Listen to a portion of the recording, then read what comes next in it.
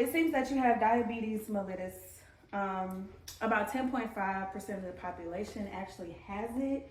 So yeah, there's some bad things that can happen. You can get autonomic neuropathy, you can get myocardial infarctions, amputations. So yeah, those are like some of the bad things that can happen.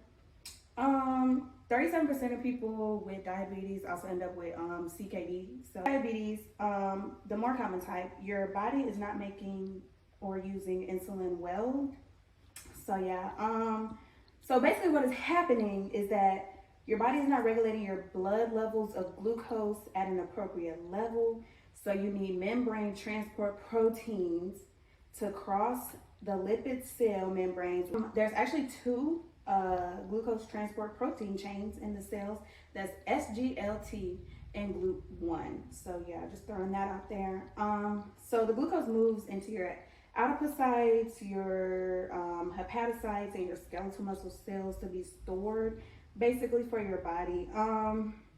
In order for glucose to move into the cells need a signal, which is insulin. So basically, your body is not making enough insulin, so your cells are not getting the signal.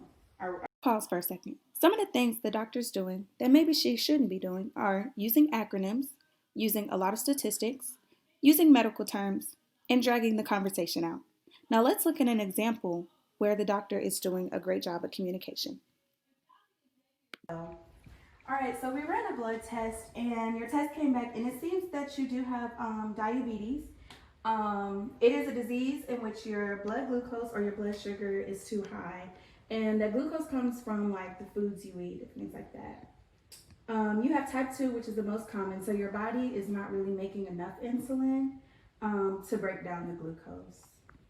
Well, I really don't know that much about diabetes. Is it that common? I would say about 34 million people in the United States have it, so it is pretty common. It's nothing like out of the ordinary. Okay, how bad can it get? So some of the negative effects can include nerve damage, heart disease, in some cases chronic kidney disease. But don't worry, we'll give you a few handouts of ways to help control your diabetes. We can do things like regular exercises, consistent and proper use of your medicine, and a healthier diet. It can all contribute to lowering your risk of experiencing of these negative effects. So are there any other questions that you have? No, I think you covered everything. If you have any other questions, please don't hesitate to call me. Okay, thank you so much. Thank you so much. It was nice working with you. Nice to meet you. Thank you. Here, we saw the doctor demonstrate great communication with her patient. She limited her use of acronyms. She limited her statistics and used whole numbers in which the patient could understand. She kept it short and sweet where the patient could comprehend what she was saying. And she talks to them as if she were a friend or a colleague.